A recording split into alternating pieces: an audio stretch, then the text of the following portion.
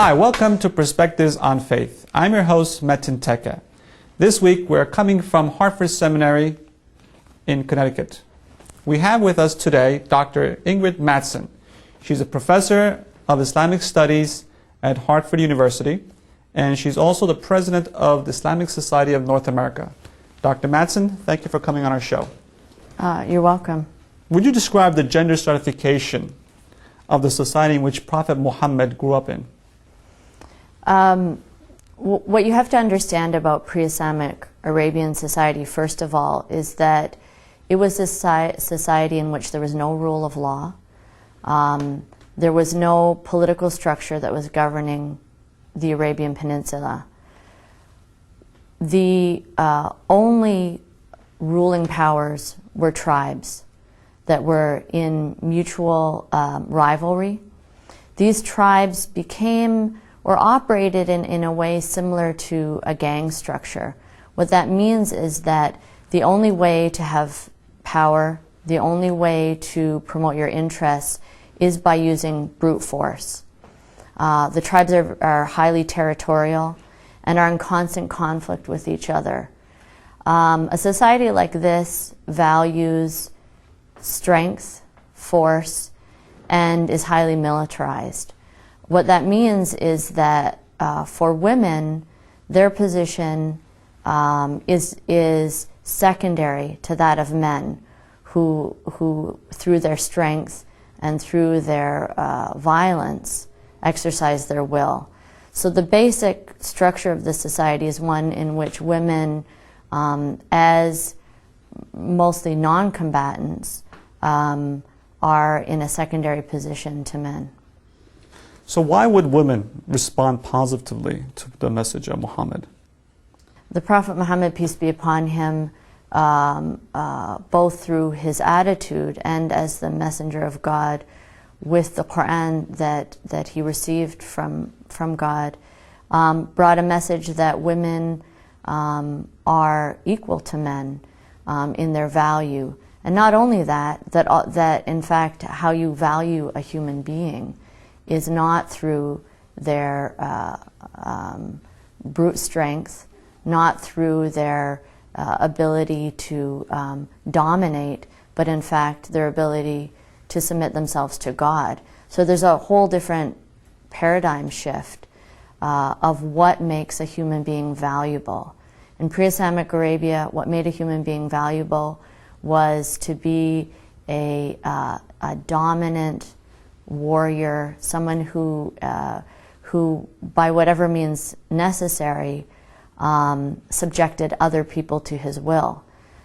What the Quran says is that the person who is valuable, in akramakum indallahi atqakum, is the one who is most noble in the eyes of God, is the one who has most awareness of God. That awareness is something that can be gained by either a man or a woman. That your gender has nothing to do with whether you have the ability to submit yourself to God. So there's a completely different assessment of the value of a human being according to the Quran, the Quranic paradigm. Could you provide examples of these women's responses, initial responses to Muhammad's message? Well, as is well known, the first person who responded to the Prophet Muhammad's message was his wife Khadija. Khadija, who was really in all ways a full partner to the Prophet Muhammad, peace be upon him. She was a mature woman who was financially independent, who had her professional career, and she and her husband really were in all ways full partners, raising their family, having their business. She knew him, as a woman knows her husband, better than anyone, and when he received the call by God to come and bring this message, she was the first to respond to him and supported him and believed in him. But it didn't stop there. In fact, women were among the early supporters of the Prophet Muhammad.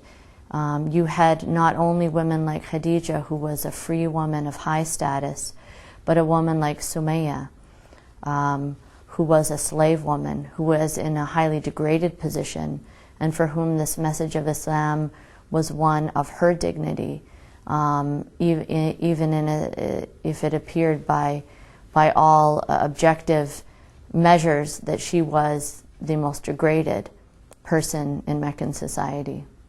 How were these women participating in the public realm of Mecca? Muslim women in Mecca experienced hardship to the same degree that men did.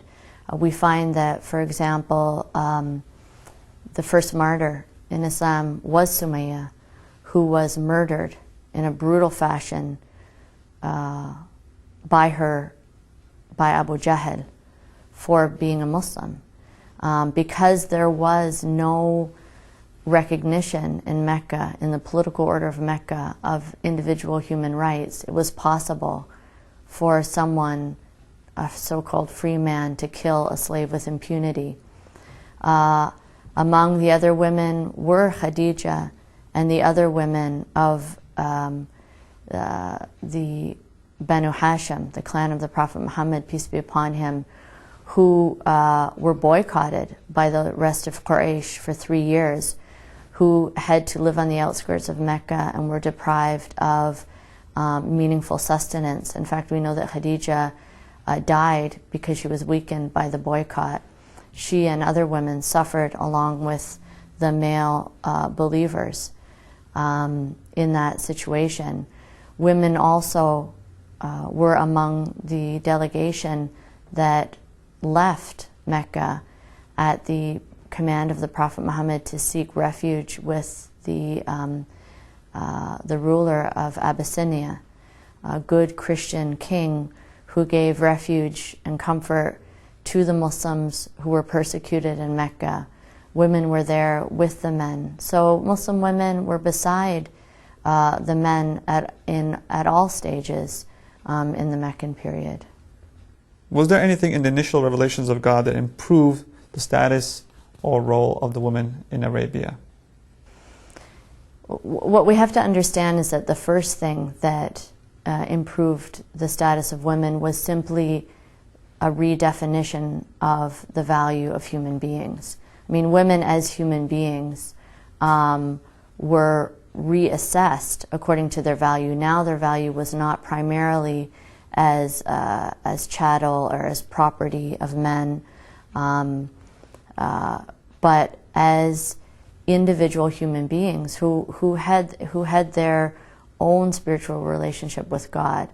That's vitally important. It means that if a woman is married or if she's not married, whether she's a mother or she cannot have children, whether she lives a life that is in the public eye and is famous, or is someone who gets great acclaim because of her career or her accomplishments, that all of these things in the end are irrelevant because her primary value and relationship is the dignity that she can attain through a relationship with God.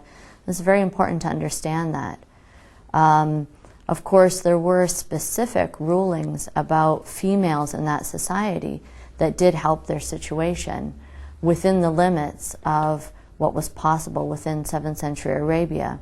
One of the first things that was done, of course, in the early revelations was to link the mistreatment of women with morality, so that the burial of female children, female infanticide, that was practiced among the pre-Islamic Arabs was condemned. And not only was it condemned as something that was wrong, but it was linked to a ultimate value, which was that God would judge this action.